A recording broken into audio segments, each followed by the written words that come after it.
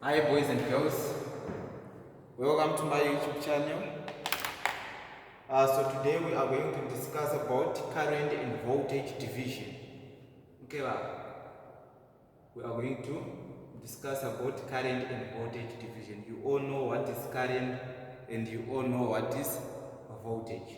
Okay, let's have a circuit. Suppose we have a circuit. Okay, let's say we have a circuit, and this is the circuit that I'm going to.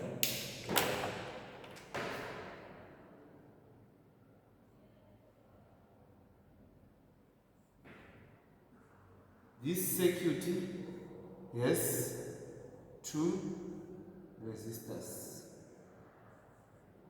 positive, negative. Okay, this is the voltage source, and this is R1, and this is R2. Okay, two resistors are there. R1 and R2 are in series. R1 and R2 are in what? Are in series. Then V is the voltage across the two what? The two resistors.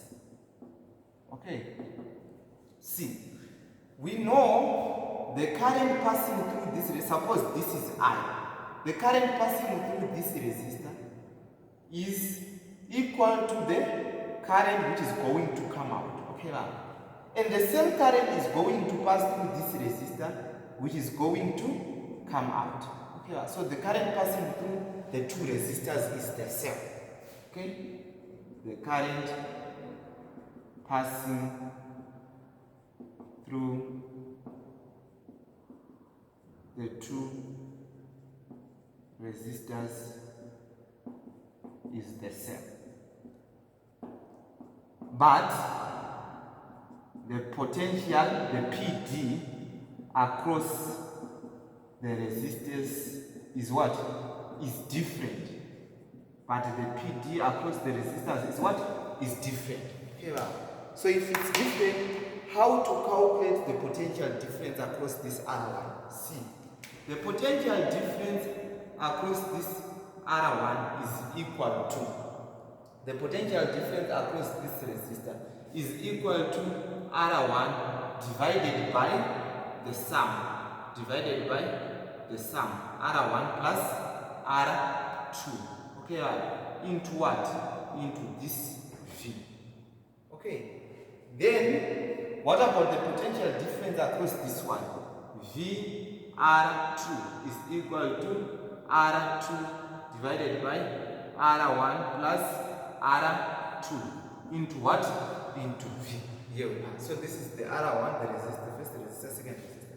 So the potential difference across this one is R1 divided by the sum into the total. Here it's also R2 divided by R1 plus R2 into what? Into V. And you are supposed to know this.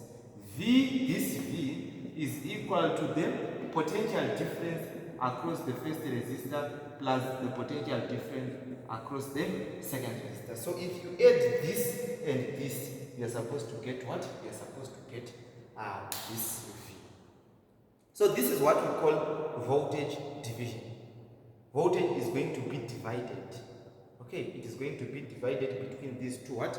Between these two resistors. If you have many resistors, the voltage again is going to be divided among the resistors.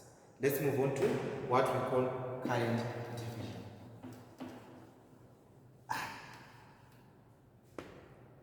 Suppose you have a circuit with the two resistors, and these two resistors are in parallel. Okay, and this is V.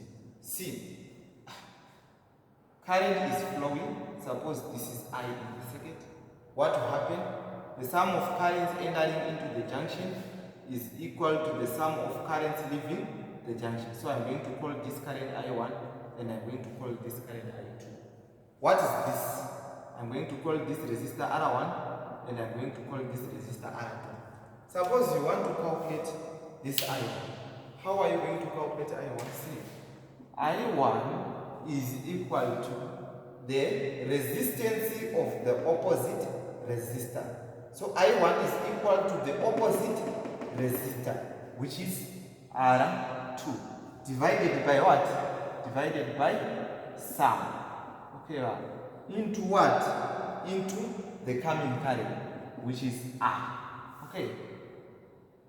Now, what about I2?